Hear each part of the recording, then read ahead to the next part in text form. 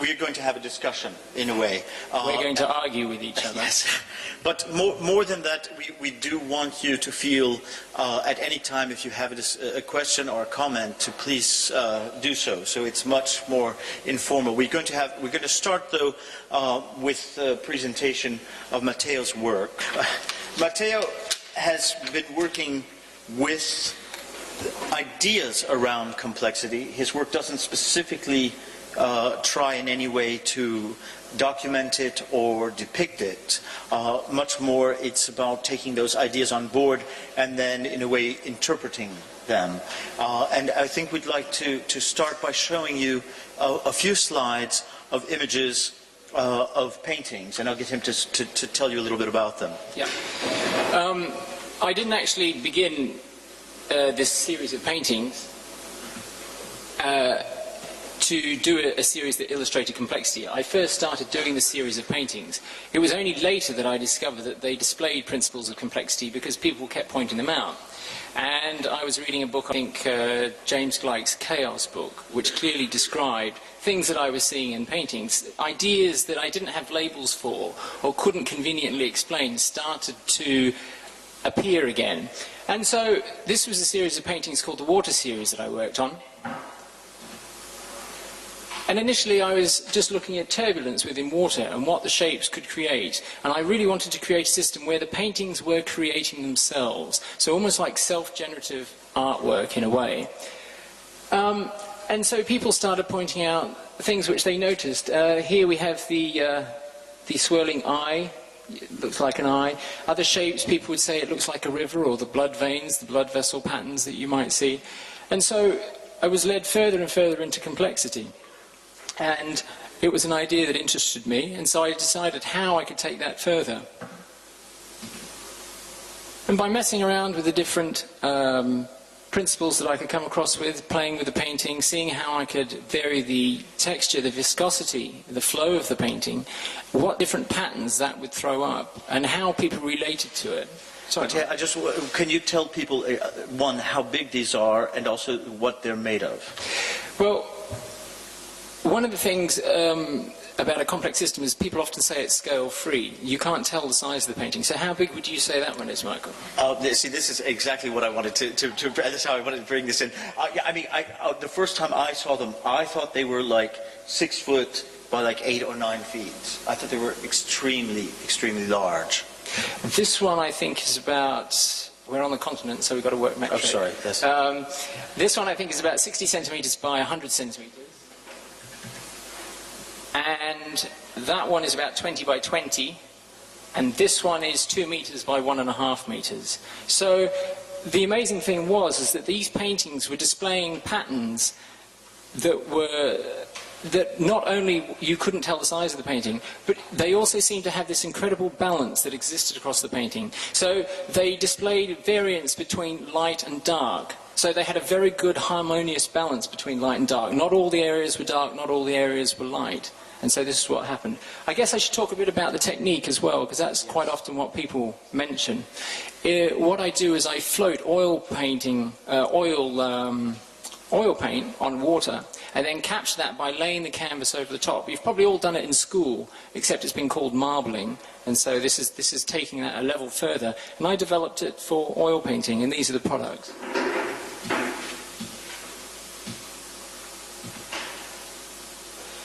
But after a while, you can only do so many paintings before you start to realize that you've come to the end of the process. You've created the process, you've worked your way through it, you think, okay, I've come to the end of it, how can I move further? And I was creating paintings like this, where I was getting a good balance between calm areas and turbulence. I was expressing the emotion that I wanted to express, but I'd got to a finite point.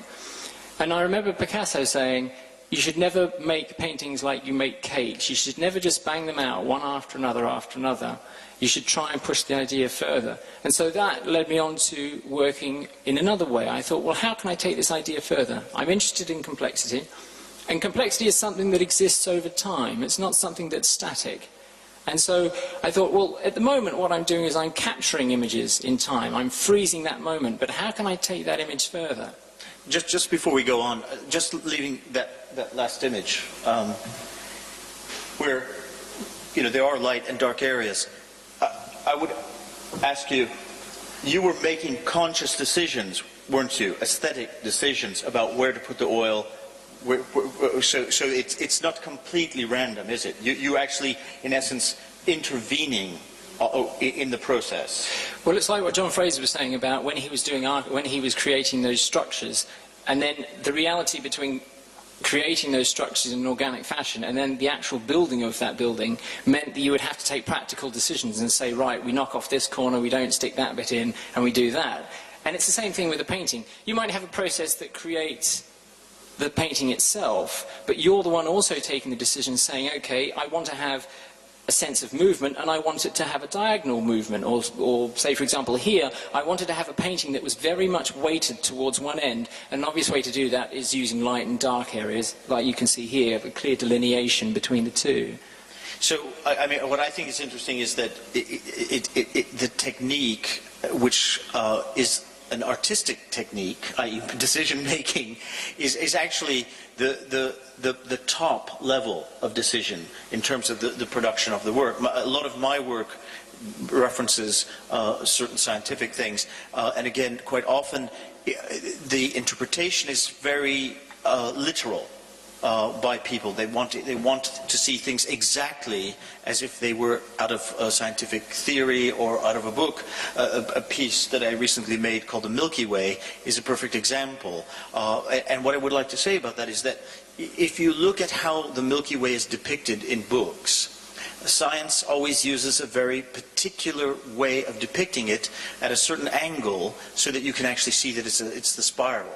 Now, of course, if you imagine we are in the universe, but if I'm here looking out, I don't really see that spiral, do I? So if I'm here looking up, I see something else. But science uses a visual metaphor for that Milky Way, in some ways like this, in that a decision, an aesthetic decision is taken in order for that scientific principle to be understood. So it's interesting, in these works as well, you're making aesthetic choices about how that principle may be interpreted or viewed by other people, aren't you? Can I just do a straw poll here? How many people here, apart from me and Michael, are artists? 1, 2, 3. How many people are involved in the art world? So maybe they're studying art or they work in the art business. Anyone else? 3, 4. And how many people here would claim that they have no knowledge whatsoever about art? Okay, thanks. No. Right, well, what were we talking about before I did that? It's great because it means we can talk about anything and they you know, you can get away with it. So. No, I think it's important because we're talking about different languages. It was a question I was trying to raise a little bit earlier, in the sense that they are different languages, and sometimes you have situations where artists are using two languages at the same time, and sometimes those concepts are well, I think artists tend to use them for their own ends. Absolutely. It's like the thing that's most important in this is the way this painting looks, not that it's true to complexity theory. So I think that's something that kind of can often confuse the general public or even the scientific public, because they want to they say, well, it's not right. It's not right to the theory. I remember being in an exhibition once, and this dear old lady in her 70s came up and she said to me, but do you do real painting as well? And I had to sort of say, well, yes, actually I do. But we were talking about freezing that moment in time and capturing these images. And I got to a certain point where I felt, okay, these were fine, these were great. They did what they were designed to do. But I wanted to really shy away from the fact of creating more work that was just more illustration of complexity. Because there are hundreds of people that do it better than I do. If you want an illustration of complexity, go and read a good book, because there's lots of them, and they do a better job than I do. So, as much as I was interested in it, I wanted to use complexity as a tool, rather than just try and illustrate it using tools that I have already not perfected, but used to a certain extent. So we decided to move on to the moving image, and of course film and video is the natural medium for that. And of course, you can choose something that's very dry and very dull, or you can choose something that's interesting. And what interests me more than anything else is people. And listening to all the speakers up here today, everyone refers their own work to people. John Fraser talks about how his architecture relates to people and how it involves people, and the use of people in their environment and how they respond. And so what I wanted to do was to not create situations, put myself in situations where I was beginning to see complexity, or I could see emergent behavior or properties, and see what happened in those circumstances. I didn't know what was going to happen. I couldn't tell you honestly that I went to such and such a place, like here. I don't think you can see them very well, but they're actually crowded street scenes in Delhi, New Delhi, in India. I went there not without any preconceived ideas. I just wanted to go and see what would happen, sort of literally what was thrown up in these circumstances. So I put together a couple of short films, one of which I'm just going to show you now. And what's interesting is that you can look at these in a way from a purely narrative purpose. So you can enjoy it just for what it is. But if you know a little bit about complexity as well, you can also start to see how perhaps I look at things in a view that it's a system, and that what happens along this narrative is what's thrown up by the system, what occurs in a natural way, I suppose is the way to put it. Shall we begin? Before we go on, is there any questions about those paintings before we move? No? Okay? All right.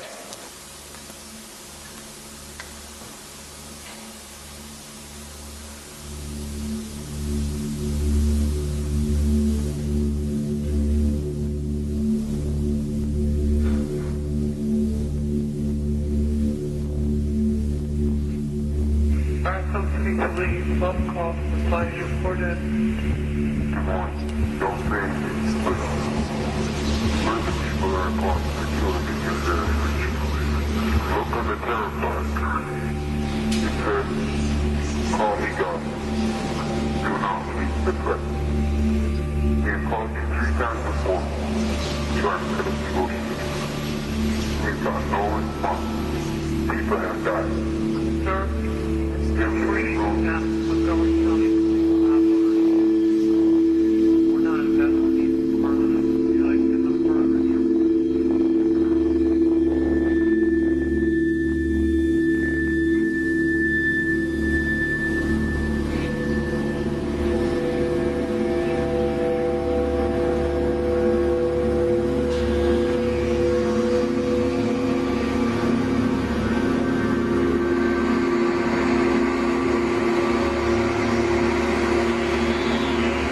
Certainly, but you're needed in London this Friday. It's a bit sudden, isn't it? Sudden? No, it's very far from sudden. Ted's been working on this for 5 months. Dan, almost that. I've been in on it for 2. It's not sudden. Preparation. As far as the actual job's concerned, it's a piece of piss. A monkey could do it.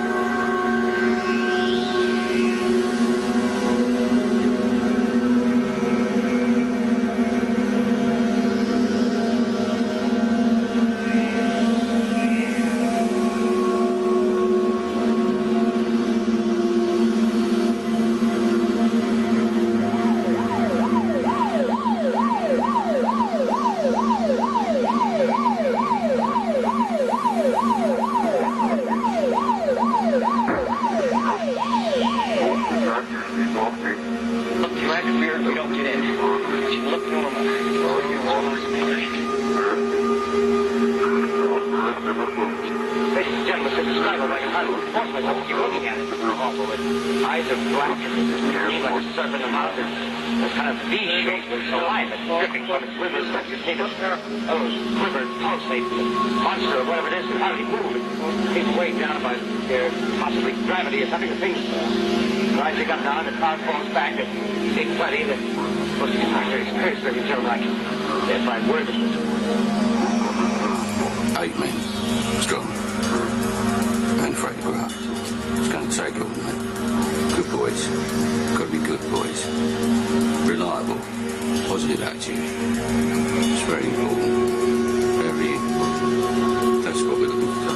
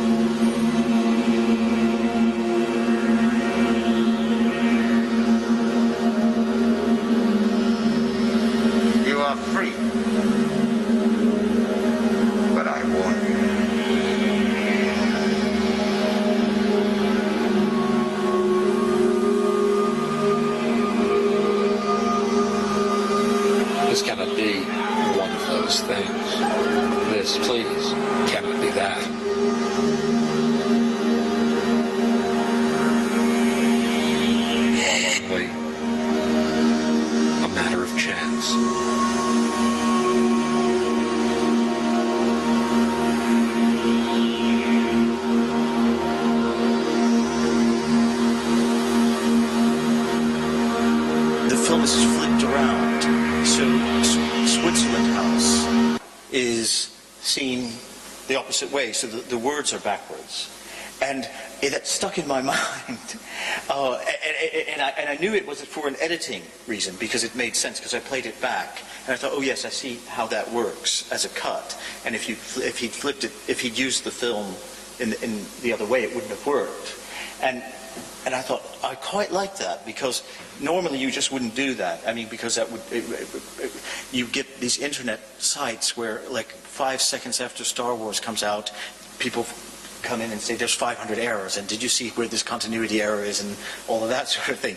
So I wanted to pick up on that, not in the sense of the Star Wars boneheaded way, but in the sense that you've made decisions which are anti-film in a way, which are in a sense also anti the complexity, in order to get across what you wanted artistically.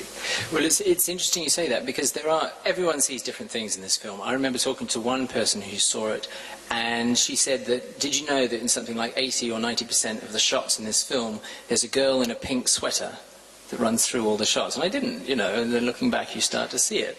And yes, everyone, I mean, like, for example, I created this film with a specific idea in mind, which is not close to what anyone else has sort of come to get. And it shouldn't be like that. I don't think art should be easily interpretable. It doesn't have to be like that, in a way. Yeah, it was just a natural response. And what's interesting about what's happened with this short film is that it takes people's imagination, it takes them a little bit further. And it's showing it at the Cannes Film Festival next week. So maybe Tom Cruise will have a letter from his lawyer coming through, I think. So that's right. And this has led you to more films with crowds, hasn't it?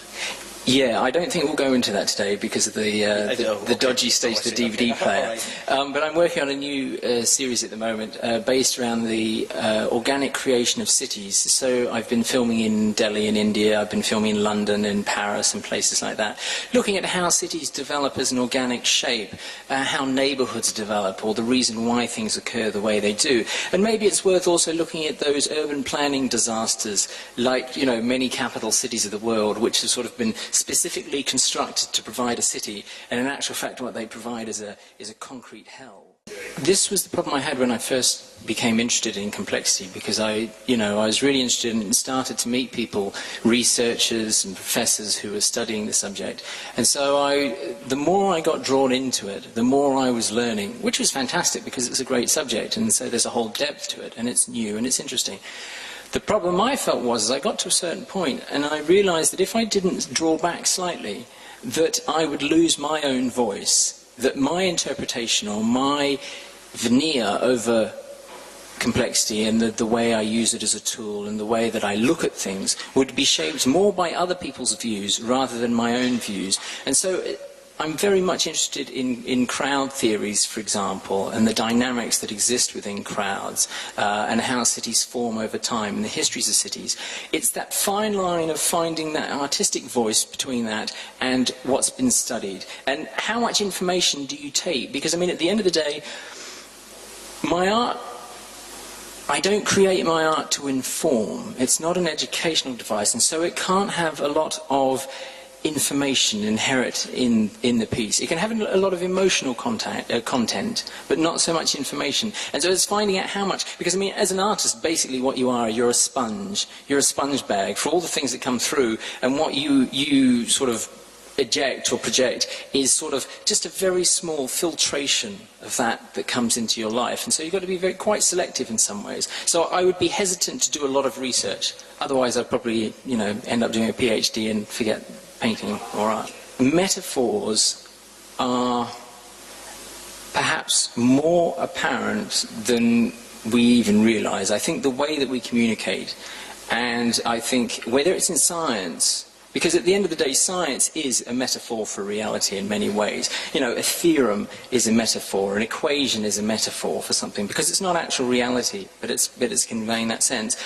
Art is also a metaphor, but art works in a slightly different way, because our language, and I think art and language are very, very much intertwined. We can convey certain aspects of our lives to each other with language, but we can do that with tangible things much easier than with intangibles, which is why you have art, so say through literature, poetry, yes, some artists use metaphor in terms of their work, and some artists are making objects, and some artists are making art that is process, and some artists are making work that is conceptual. And so they're not necessarily using metaphors at all. I mean, if you look at the action paint, it is the paint on the canvas. It doesn't mean anything.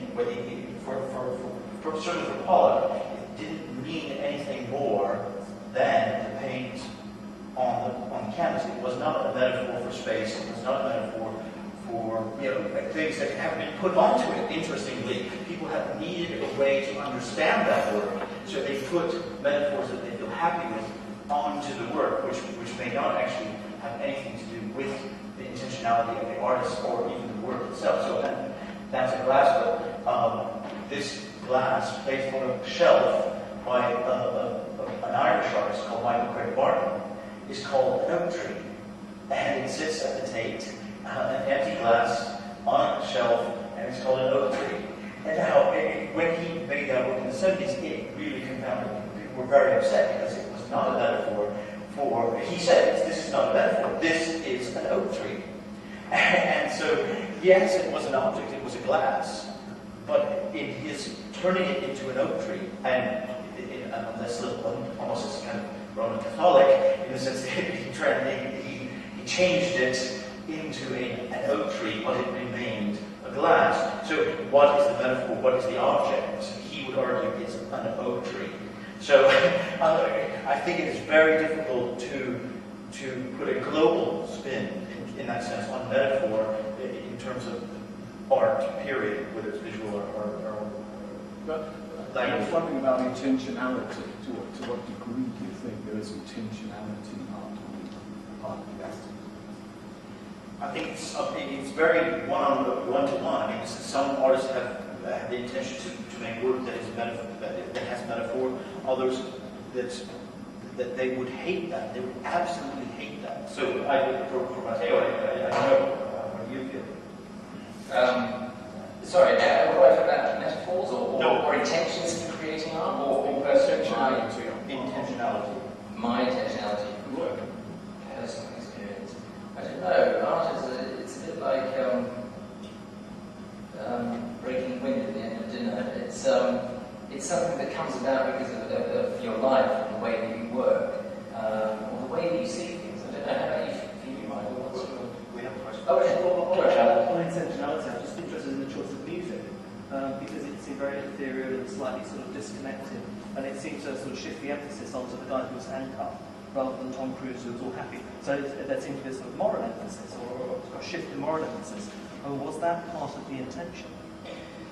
Would you, if you were watching the first half before you saw him being dragged from the crowd, would you have picked something like that was going to happen sort of from tone of piece, from tone of music? Not the event, but the music certainly was slightly edgy, I thought. Something slightly alien going on. I mean, obviously, people are aware of it, but I don't think they're quite aware of how often we're influenced by little factors like music. I mean, music is incredibly important. It's one of the most important vehicles of the film, certainly, because you have only the sense of movement, the sense of sight, and you back that up with sound. And when you have those two, then you get a very powerful message. I didn't go into that choosing that music for a specific purpose, apart from the fact that when I was editing that piece together, it seemed to be the right piece for the mood that I was conveying, and it seems just set right. It's a young person from America who created it.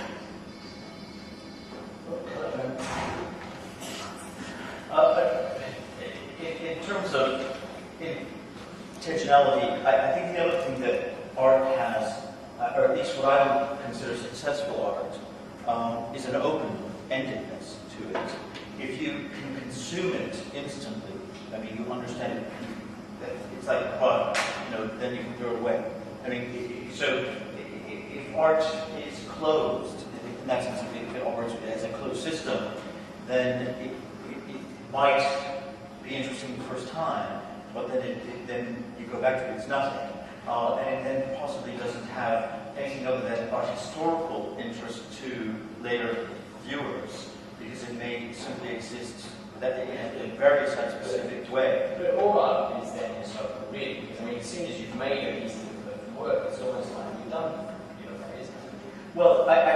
interesting when the professor was talking about Giotto and this notion of finding perspective and also finding realism, which was a real paradigm shift in the arts.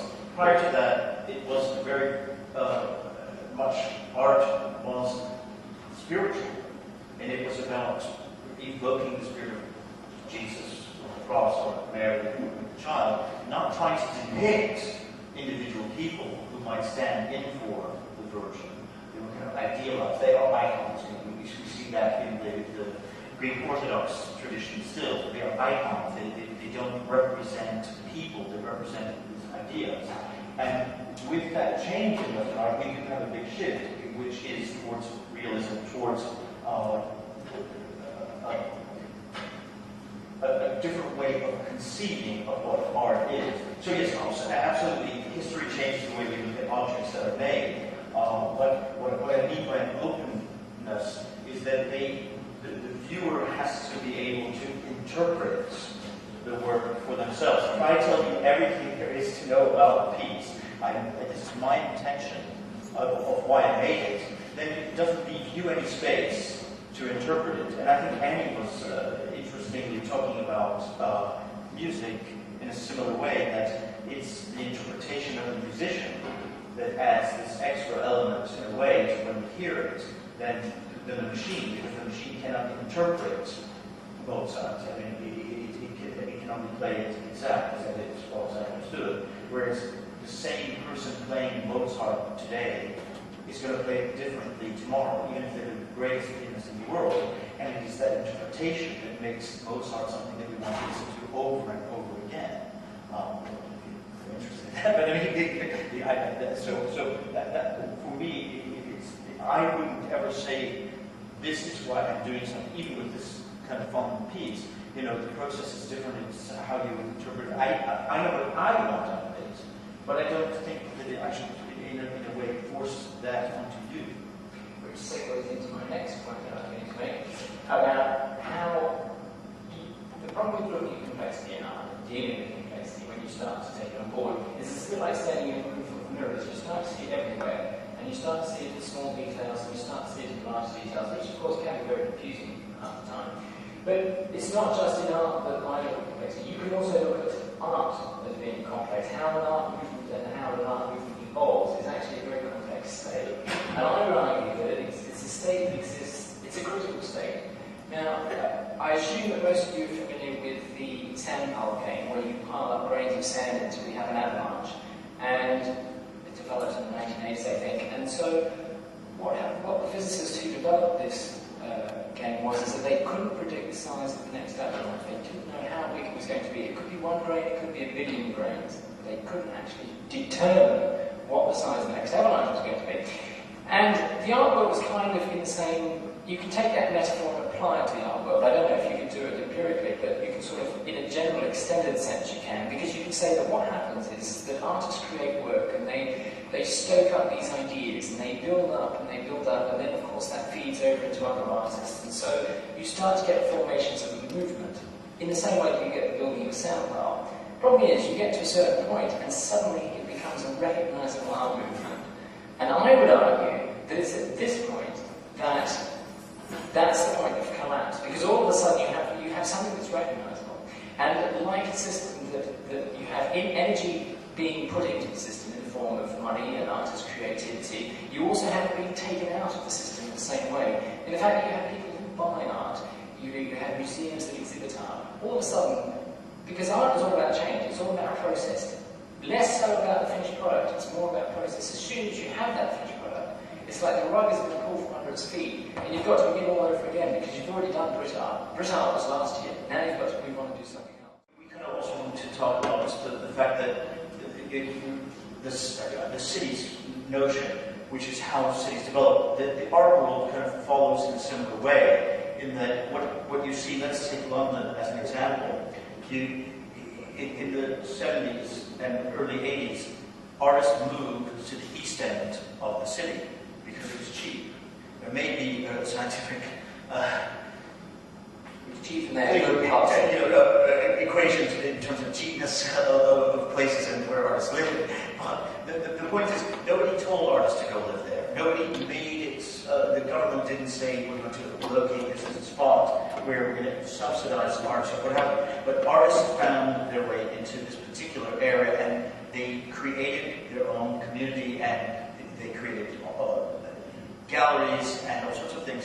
And eventually that became a very popular area, it became a very hip area, and so the prices went up, the artists they lost their studios, and they moved somewhere else, and so they moved to the south, or what have you. And this happened, of course, in New York, with the East Village scene in the 80s, and it's moving in. So what happens is that, in a curious way, this notion of building cities also happens within the art world. It also is building communities in a way that, again, I don't know enough about complexity to know the terminology in terms of modeling this, but what you see is these interactions where the artistic community is actually, as a community, evolving and emerging without any rules. It does, but it just comes up, and then all of a sudden it shifts, and it moves again, and it goes somewhere else, and so it's moving along in those ways.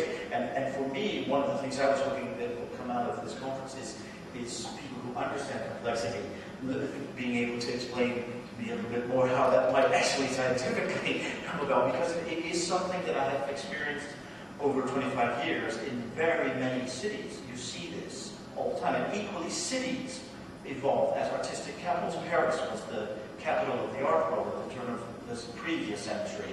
It's not, sorry if there are French people here, but it's not anywhere now. I mean, it is not really the center. That center moved to New York after the war, and then it moved to London, and it will probably shift again. Of course, it will shift again in terms of its impact as a center for artistic visual production.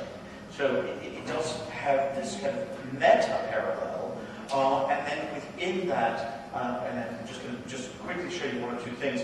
It also has a kind of a micro parallel in that we are seeing artists, not just Mateo, but a lot of artists are making work right now which is called immersive work, which where again the participant, the viewer, plays an extremely large role, and there's no end result in that way. This is a work by Anne Veronica Janssens, who's a Belgian artist, called Blue, Red, Yellow. It's the one on the top. You see a sequence of it, and basically she's constructed this very big plastic thing, which you go inside and it's filled with mist.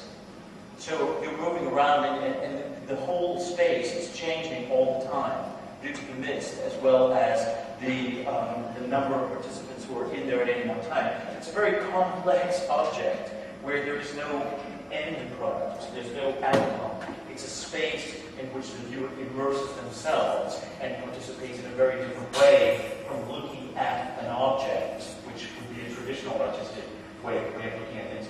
This is the emphasis has really moved from the final object to the relationship between various elements within the process. Well, I guess process is the right word.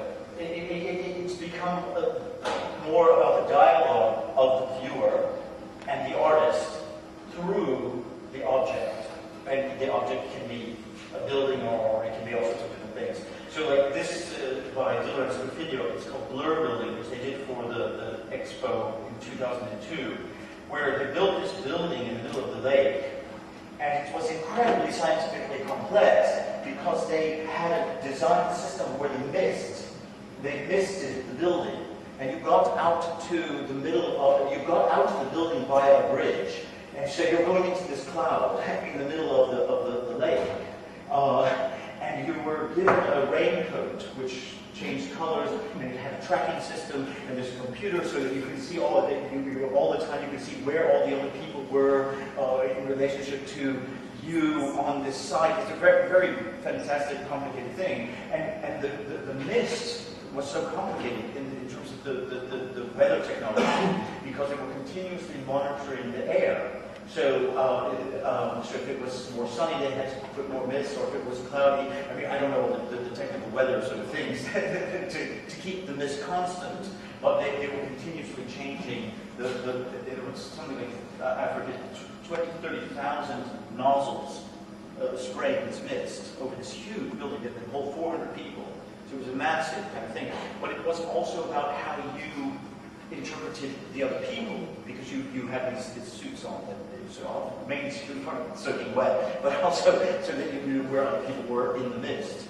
And so you had this kind of interactions that were completely by chance. You didn't know what was going to happen in that way. So many artists are starting to look at these elements of chance. And sometimes, and I'll just show you one more thing,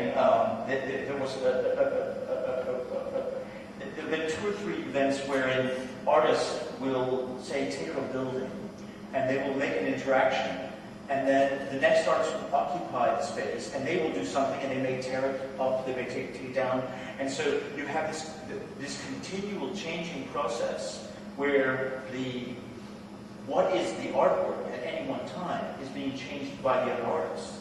So you have no end point, like other than when the exhibition is closed, let's say after a month, and what's ever left you may call that the artwork, but that actually isn't. That's not the physical artwork. The artwork is the act of all the artists making changes on the space and on each other's artwork. And that's a very different way of working, because you're giving over your artistic right, in a way, to say this is my object, and opening it out and giving it to the spectator, or in a way to other artists. Do we have some questions or comments from the audience? I think it's about time that we shut up a bit more and let people talk. Anyone have any comments or questions they'd like to make? Go on, you there with the waiting break. Go on, you were smiling. Okay, when you were watching that film, what emotions went through you? What did you feel? I'm very interested in the idea of considering the artwork a complex system, and what he was talking about of looking at artistic movements and their beginning and evolution and so on, and by using the analogy of the senpai. And I'm wondering if really the science of complexity can offer some models to help understand better the artistic phenomenon. And in general, you made the example of artistic communities in cities and artistic movements, and in general, we could look at the artwork as a complex system, and the kind of intricate and sometimes random way in which all the agents are participating. And by the agents, I mean, gallery owners, museum curators, artists, art critics, viewers, art lovers, whatever. All these participants are like agents in a complex system.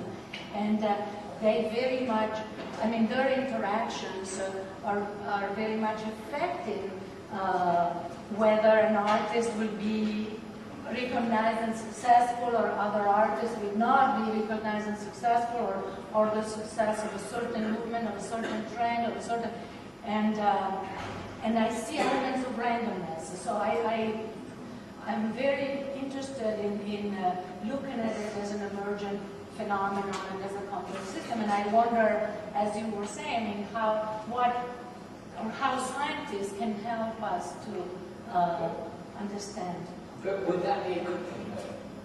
If you did understand it, wouldn't that take away some of the beauty of the art?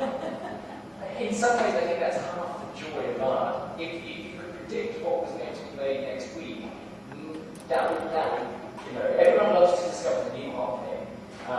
And I don't know, yes, I can see the point. And if you could discover it, the auction houses would love you. They would know exactly what to buy, how long to keep it for, and when to sell it. The great thing about the art world is that it's fluid and it's mobile. But I'd like to see, this is what I'm interested in, the relationship between science and art, basically. How a different scientific paradigm, which is the paradigm of complex systems, can help us to shed some light, not understanding or whatever, to shed some light on the artistic world. I'd like to take that point further, because I agree with you entirely. I don't think it's a matter of prediction, but it's more a matter of understanding part of the process. For example, what you were talking about earlier, you can explain in terms of coevolution, of self-organization, of far from equilibrium, etc., etc. Now, that sheds a light in terms of a deeper understanding of the process. Now, what I'm particularly interested in, and I would like now to offer an invitation to everyone, is to actually use the principles of complexity to create, shall we say, an enabling environment where we invite different kinds of artists and then provide them with a space, create that enabling environment for new